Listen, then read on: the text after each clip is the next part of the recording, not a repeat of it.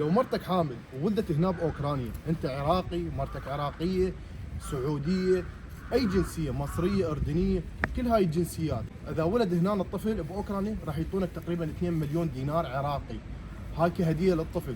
وراح يعطونا كل شهر تقريبا 60,000 دينار عراقي بس مال حليب وحفاضات لمده سنه او سنتين، تمام؟ وبعدها هم يعطون مساعدات لو ردت تشتري للطفل مثلا عربانه، احتياجاته الخاصه. وانت عن طريق ابنك اللي عنده الجنسيه والجواز اللي طوياه راح تقدر تاخذ الاقامه الدائمه وتقدر تقدم على الجنسيه او الجواز الاوكراني بعد 5 سنين. شنو هذا المكان ايران؟ كلش حلو، هلا بكم في اوكرانيا. وبيك اكثر عيني.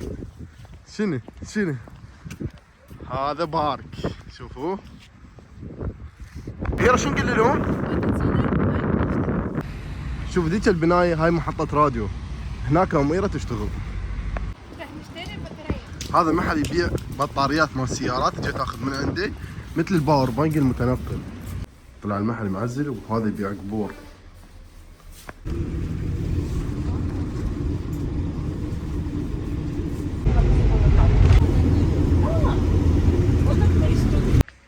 هاي العمارة كلها يبيعون مواد احتياطية مال السيارة، كل شيء موجود عندهم يخص السيارات. اسعار البنزين اليوم 51 جرافيل لتر، يعني اللتر الواحد ب 2000 دينار. زين مو؟ رغم الحرب احكي لكم يعني قبل الحرب كان كلش رخيص. شوف المواصلات هذني، هذا الباص الكهربائي اللي هو مربوط بالكيبلات، وهذا الباص الاصفر على البنزين. خليني اقول لكم ايش قد اسعارهم. يرى ايش قد سعر الباص هنا؟ ربع دينار عراقي. يفرك المدينه ويخليك بالمحطه اللي انت تريدها، هذا ربع دينار عراقي. يعني شوفوا رغم حرب بس بلد بعده محافظ على نفسه، تمام؟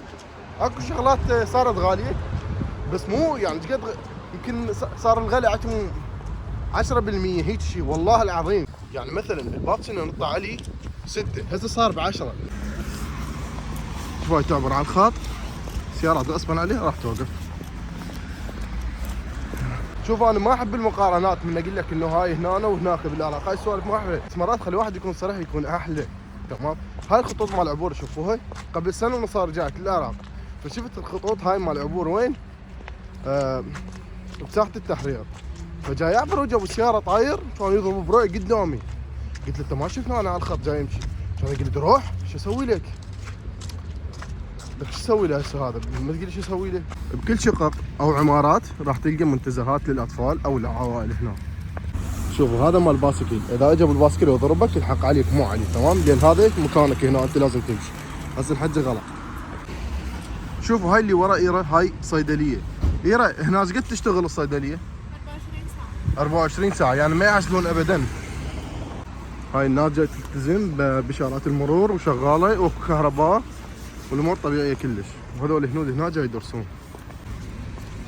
جيت بهذا المكان لان هذا المكان اول مكان اسكن به هنا، وهذيك العماره هناك مو بعيده. فاشتاقيت له قلت له خلينا ناخذ لنا فرع هنا وهم نصور. ما شاء الله والله العظيم كانت هنا شوله كل شيء. شوف المحلات، تعرفون هاي المحلات اللي وراي الصغيره، هاي المحلات فيها مصدر رزق كلش حلو. يعني باليوم اذا ما تريد تجيب لك خلي تجيب لك 60 70 دولار، تمام؟ وايجارها كلش رخيص، يعني بالشهر ممكن تطلع 250 ل 300 دولار بالزايد. ايرا راح تحكي لنا على هذا المشروع اللي وراها مال الكوفي. ايرا говориш про цей магазин маленький? Ну, якщо ти хочеш, тобі треба орендувати спочатку або зразу готове приміщення, або приміщення, яке ще не готове, і ти можеш зробити все там сам, як ти хочеш. Маєш отримати дозвіл на це, потім там обладнати все, купити, що потрібно, і просто робити каву, там хот-дог, паніні, ну що хочеш. Прямо в будь-якому місці, будь-яка територія, яка здається в оренду. Або купити можна. А звідки можна оренда цієї території? Є люди, які здають в оренду, чи продають, наприклад. Ти можеш купити, і це буде твоя власна, тобі не треба буде за оренду. اها. هاي وصلنا مدرسة، تعالوا خلينا نسولف لكم عليها. قبل ما ابلش شنو هنا يطول للطلاب وشنو استحقاقاتهم، راح اقول لكم انه هنا هاي ملعب كرة قدم خماسي، وملعب هم كبير مال طوبة، يعني 11 خلينا نقول، وهنا ملعب مال كرة سلة، وهنا للرياضة. هنا طالب بالمدرسة ينطونا اكل، ينطونا فلوس، خلينا اقول لكم ما ينطونا فلوس، بس اكل شنو موفرين لهم؟ موفرين لهم ريوق، وموفرين لهم غدا. الريوق ب 500 دينار الوجبة الوحدة، تمام؟ عندك الغداء همين ب 500 دينار عراقي، يعني خلينا نقول ايش قد؟ خلينا نقول دولار. انت اذا تجمعهم بالشهر هذني 35,000 دينار عراقي، تمام؟ 35,000 دينار عراقي يعني بالشهر يدفعون العائله مال الطالب اكله وشربه بالمدرسه، اللي وقت ياكل يتريق ويتغدى. واذا عائلتك فقيره وما عندهم فلوس يدفعون ال 35,000 كل شهر او 900 قربن، انت ببلاش اكلك وشربك على حساب المدرسه او الحكومه، باعتبارك انه اهلك ما عندهم فلوس، مو ذيك الامكانيه، فيقولوا لك انت ببلاش. ابطل السجاير واكون انسان جديد من اول يناير، حد اشيل حديد.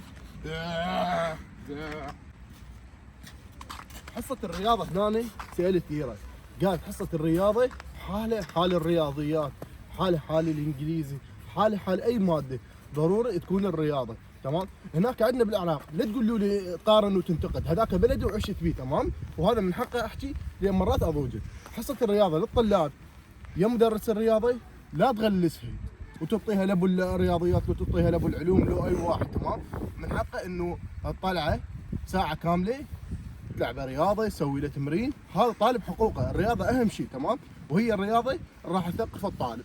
لا تعلسها علي وتسويها خليني اخذها وافيده بالرياضيات، لا الرياضه مهمه حبيبي، تمام؟ لا تغليز، اعرفك ابو الرياضيات دائما مع احتراماتي لك تكون شوي متشدد وعصبي. واذكرك من كانت مدرستي بالشارع كنت توكلني هواي توافي، ليش؟ مطرت، خلينا نكمل وياكم، يلا خلينا. لقيت شقه بهذا المكان طابق اول يردوها ب 175 دولار بالشهر، شقه نظيفه كاتبين عليها ريمونت اوروبي. محلات تصريف الفلوس، اما تكون هيك كيشن صغير ويصرف لك بنفس الوقت، تمام؟ او تروح للبنوك يصرفوا لك بنفس الوقت. يعني العمليه كلها ما تاخذ دقيقتين او ثلاثه. على هسه راح نروح للسنتر ونشوفكم، تمام؟ راح ناخذ تاكسي.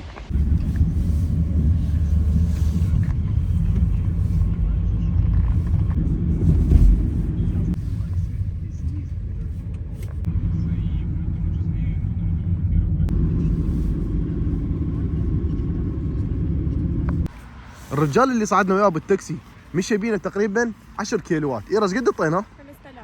5000 دينار. هذا بارك، وهاي شوفوها هذه البيت الخشب الصغير، هذا بالصيف هنا نراقيل، كوفي، شاي، كلش حلو بالصيف هنا.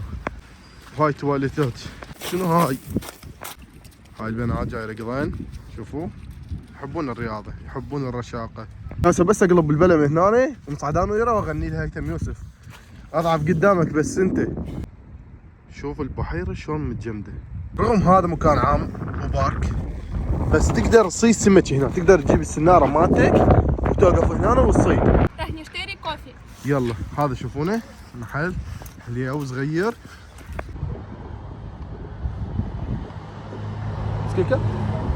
انا اخذنا 2 قهوه لاتيه تقريبا ب 2000 ونص، طلعت ب 60 قربن، شخص ب 30 الواحد، كلش رخيصه، يعني تطلع بدولار وشويه. ويا هاي القهوه شوفوا لي هذا المنظر، شلون منظر، شوف ايش قد طيور. باع ما يشردن خبلني، ما يشردن. هاي تعرفون ليش؟ لان العالم هنا دائما تعطيهم اكل فما يخافون منها. شوف هاي المرأة جابت لنا اكل، شوف كلنا جنب. يلا اللي يحصل قبل لا تخلص. بالله عليكم اللي يعرف هذا النوع من الطيور يكتب لنا، اول مره اشوفه بحياتي. شنو التحديث الجديد مال القوط؟ ها يطير العب. انت ما تروح تاكل وياهن واقف هنا وش الفقر. والله اللي اجيبك واخذ بيك رحلات افر الدنيا كلها، فيها موطن مكبوس. هاي مدينة العاب شغاله، طبعا مدينة العاب صغيره هاي هيك، بس اكو وحده كلش كبيره عملاقه. هنا الحلو باوكرانيا كل 10 امتار 20 متر راح تلقى سلم مال الزباله، وهذا مسهلين عليك الامر انه يبقى الشارع نظيف. شوف هذاك الكشك وهذا الكشك اللي بصفه زي يحضرون منها للصيف، هذني بين شغل يخبل هنا، تجيبهم بس انه تاجر القاع برخيصه كلش، تمام؟ يعني ايش قد تطلع لك 200 دولار بالشهر، تطلع خير من الله. هذا ملعب كرة قدم. اللي يسألني يقول لي مصطفى لك رجعة؟ طبعا ان شاء الله. رجع نصعد عمود نشوفكم داخل الملعب.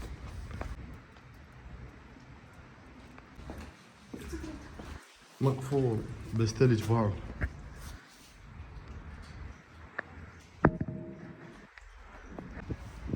انت مو انقرضت. ايش عندك هنا؟ شوف مصطفى يلا جرب. اروح اجرب. يعيش الشعب العراقي.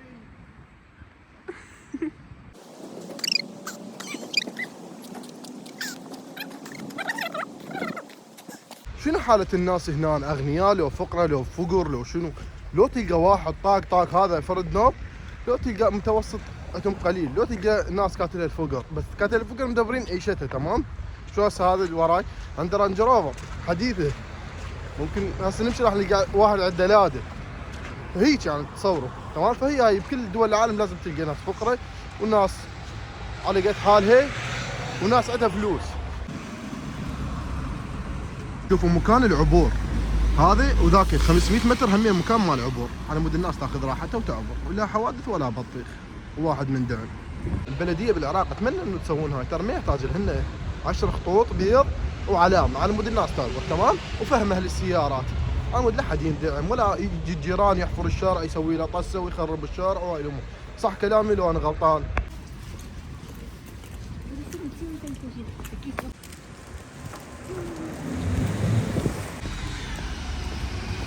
بطاقة ماستر كارد وتريد تسحب فلوسك من هاي الصرافات الآلية، وهذا هم بنك هنا موجود. هسه وصلنا السنتر. مو شرط بس ماستر كارد، ممكن فيزا كارد. هذا الشارع كلش طويل بأنواع الماركات، ملابس، أكل، ماكدونالدز تلقون هنا. هذا محل مال ملابس، كل ملابسه غالي، يعني تخيل البيجامة تطلع أقل شيء تلقاها فد ب $100 بيجامة تمام، حجة ماركة وهاي الأمور. أنا ما أحب هاي السوالف، ألبس مال باله وفرحان سعيد. هاي بمدينة خاركوف، هذا السوق كنت انا بيه مصور فيديو. Незламності. Якщо люди, наприклад, холодно, там нема світла, чи ще щось таке, вони можуть прийти, випити гарячого чаю, зарядити телефони, там, ноутбуки, що-небудь. І просто допомога. Так. مثل ما جاي يشوفون الناس عايشين حياتهم طبيعية، وهواي أماكن حلوة، محل مال الذهب موجود هنا. الحياة جدا طبيعية والناس عايشة حياتها جدا طبيعية، مثل شلون كنا قبل الحرب، لا صايرة أحلى. تعرفون ليش؟ لأن جونا هواي ناس، يعني صارت المدينة مالتنا بيها هواي ناس، مطاعم مفتحة، محلات مفتحة، الماركات، محلات الموبايل مثل شركة أبل أو شركة سامسونج وغيرها، كلهم مشتغلات، فما عندنا شيء، والأسعار غلت بس بشيء يعني كلش بسيط. هاي الجامعة الطبية، هواي عراقيين تخرجوا من عندها. هاي حلوة للون سعودي، يعني تعال خذ الصورة هنا. يرى تردين صورة؟ صيري لي هناك. شلون الصورة ترديها؟ مال معاملة لو ستايل تاك؟ ستايل مو مال معاملات. يلا ضحكي ابكي. اكبر كنيسة بالمدينة. اليوتيوبرية اللي موجودين عندنا بالعراق اذا محتواك هابط خلي له ملح. هسه راح ياخذون الامن الاوكران على الحكاية، اسف. هاي مولدات موجودة، مرات صارت تنقطع الكهرباء مو مثل قبل يعني. سنتر المدينة.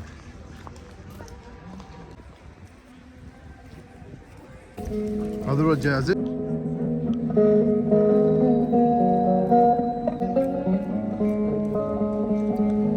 وهذا بلد عنده حرب وجاي قاتل ثاني اكبر جيش بالعالم، مستحيل، هذول مستحيل يخسرون حرب، كل شيء يحبون بلدهم. شوف هاي خيمة الزرقاء للناس الفقراء اللي ماتوا ما اكلوا شرب من خلال الحرب وتضرروا، يجي ياخذون مساعدات ببلاش. هذول هنود جاي يدرسون هنا بعدهم. مثل ما شفتوا هاي الوضعية حاليا باوكرانيا، كل شيء يشتغل، مدينتنا بعيدة عن الحرب تقريبا 1200 كيلو، ابد ما صار قصف، بس من بداية الحرب وقصفوا شنو المطار، وهسه رجع المطار جاي يرمون بيه بس ما مفتوح تمام.